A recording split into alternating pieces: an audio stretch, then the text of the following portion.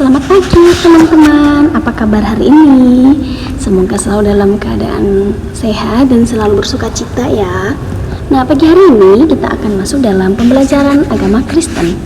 Namun sebelum kita masuk dalam pemaparan materi, kita akan berdoa terlebih dahulu dan Bu Henti akan memimpin kita di dalam doa. Mari berdoa.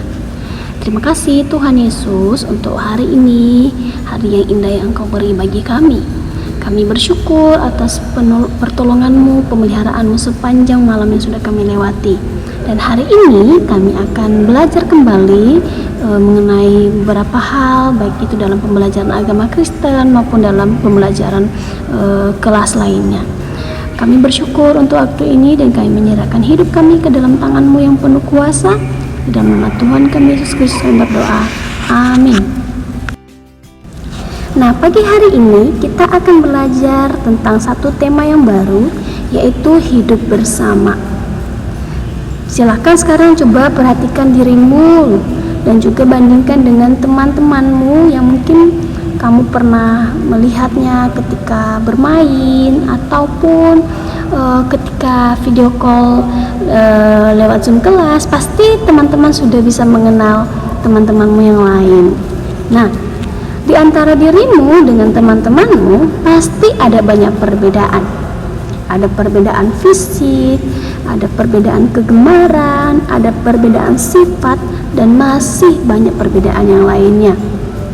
Misalnya dalam perbedaan fisik, ada temanmu yang mungkin kulitnya berwarna putih, dan ada juga temanmu yang memiliki kulit yang sedikit gelap.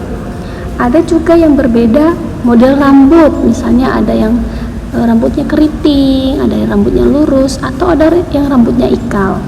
Ada yang punya rambut panjang, ada yang punya rambut pendek. Misalnya lagi dalam bentuk mata, ada yang matanya bulat, ada juga yang matanya sipit. Ada juga teman-teman kita yang mungkin memiliki postur tubuh yang lebih tinggi. Ada juga teman kita yang memiliki postur tubuh lebih kurus. Nah, selain bentuk perbedaan fisik tadi, ada juga yang berbeda kegemaran atau hobi. Ada teman kita yang suka bernyanyi, ada teman kita yang suka melukis, ada yang suka menari, dan ada juga yang suka berolahraga. Kemudian ada juga yang berbeda sifat.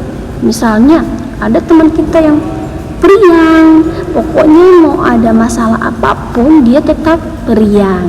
Ada juga teman kita yang sukanya pendiam, ada yang sabar, ada yang kurang sabar. Nah, kenapa Allah menciptakan kita dengan berbagai perbedaan? Nah, teman-teman harus memahami bahwa Allah memberi banyak perbedaan agar kita saling menolong, agar kita saling melengkapi satu dengan yang lain. Nah, selain perbedaan sifat, fisik, dan kegemaran, dari gambar berikut juga kita bisa lihat banyak perbedaan. Misalnya dari suku, dari model atau baju yang dikenakan saja kita sudah bisa melihat perbedaan. Ada yang dari suku Dayak, ada yang dari suku Tionghoa, ada dari suku Jawa.